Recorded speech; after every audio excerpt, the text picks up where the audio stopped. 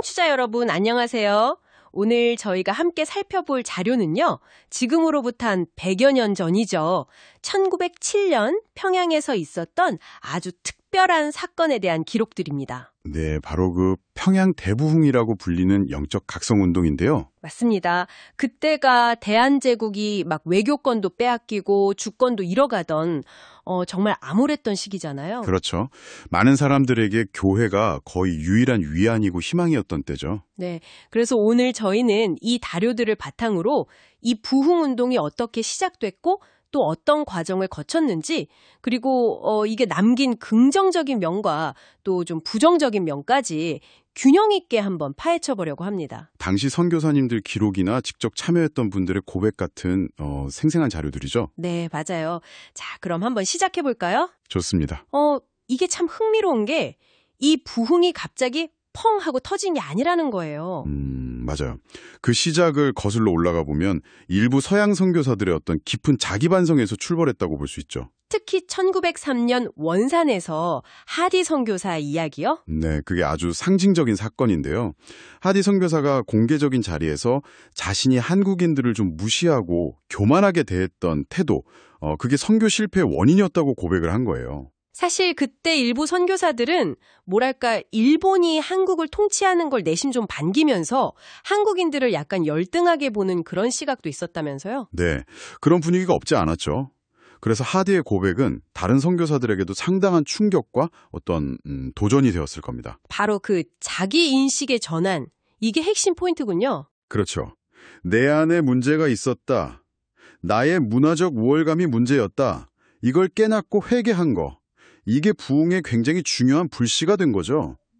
그러니까 어떤 외부적인 상황 변화보다는 내면의 변화가 먼저였다는 겁니다. 그 작은 불씨가 이제 1907년 1월 평양 장대현 교회에서 열린 사경회, 그러니까 성경 공부 모임에서 아주 크게 번지게 되는데요. 아, 그때가 마침 농한기였죠? 네, 맞아요.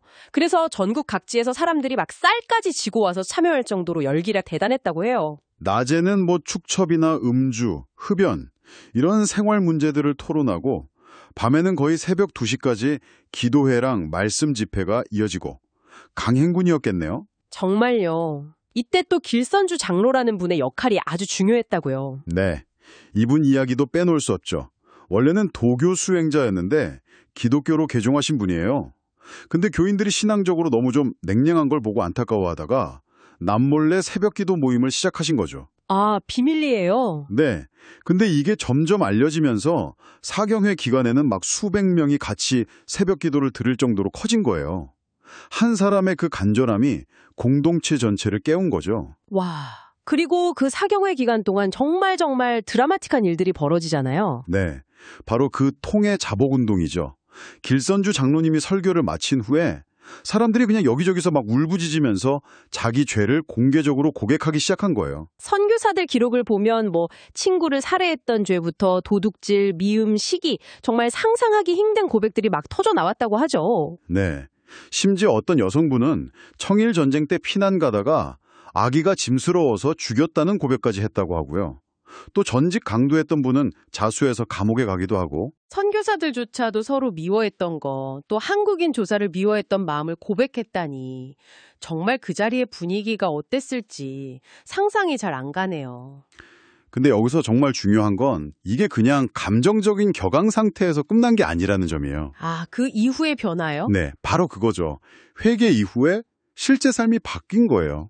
집으로 돌아가서 이웃하고 화해하고 훔쳤던 물건은 몇 배로 갚아주고 주색 잡기나 우상 숭배 같은 거 끊어버리고 이런 구체적인 삶의 갱신, 변화가 뒤따랐다는 겁니다. 그게 이제 단순한 종교적인 열광이랑 이 부흥을 구분짓는 지점이 되는 거군요. 맞습니다.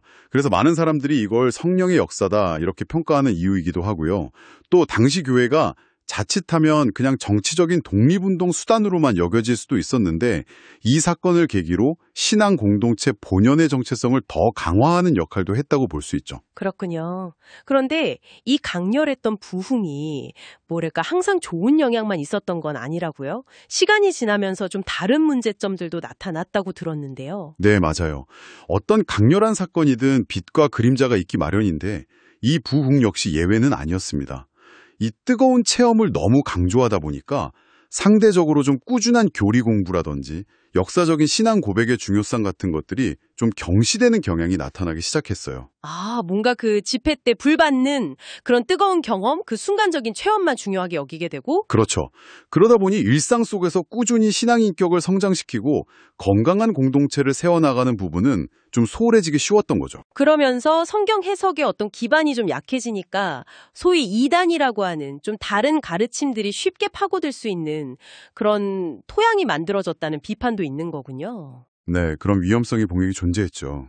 김규신 선생 같은 분은 이런 현상을 아주 날카롭게 지적했어요.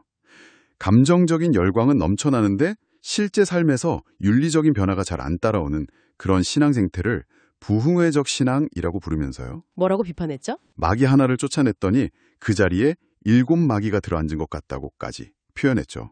굉장히 강한 비판이죠. 뭐 정말 신랄하네요. 그러면요, 가끔 보면 어게인 1907이나 뭐 백투 예루살렘 이런 구호처럼 1907년 평양의 그 부흥을 오늘날 다시 재현하자 이런 움직임들도 있잖아요. 이건 어떻게 봐야 할까요?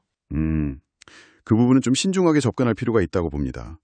1907년의 부흥을 어떤 특정 장소, 그러니까 평양이라는 지리적 공간이나 혹은 뭐 100주년 같은 특정 시기와 너무 직접적으로 연결해서 그걸 그대로 재현하려고 하는 시도는 어쩌면 본질을 좀 놓치고 있는 건 아닌가 하는 생각이 들어요. 본질을 놓친다? 어떤 의미일까요? 이게 마치 성경에 나오는 가나안 땅과 오늘날의 이스라엘 국가를 동일시하는 그런 신학적 오류와 좀 비슷한 면이 있는데요.